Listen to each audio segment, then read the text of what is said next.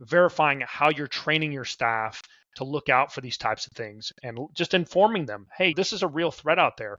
What happens? What do I do if I suspect this is happening? And from an employee point of view, that training is going to be critical. And the employee training actually will permeate throughout their lives too, because it's not just businesses that are getting targeted. I think we've seen stories about people who target elderly folks and just like other family members trying to extort money. Do you have some stories that you could share about that? Yeah, so this happens pretty routinely, and this scam has been going on for a long time. But with the increase of AI, it makes it a little bit easier for the scammers to do this.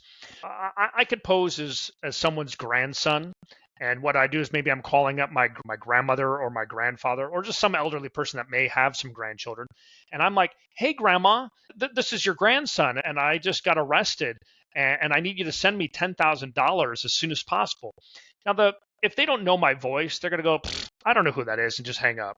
But if it sounds like me over the telephone, maybe it is me. And so then at that point, the person is going to be very cautious and go, oh no, I got to help my grandson and send them whatever they need as soon as possible. Again, there's that urgency that's required when sending this money because I'm in some kind of trouble.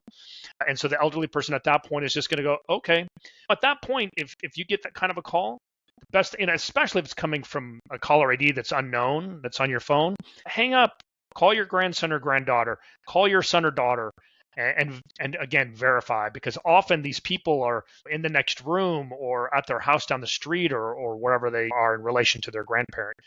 But they need to be just as vigilant because this kind of thing happens often.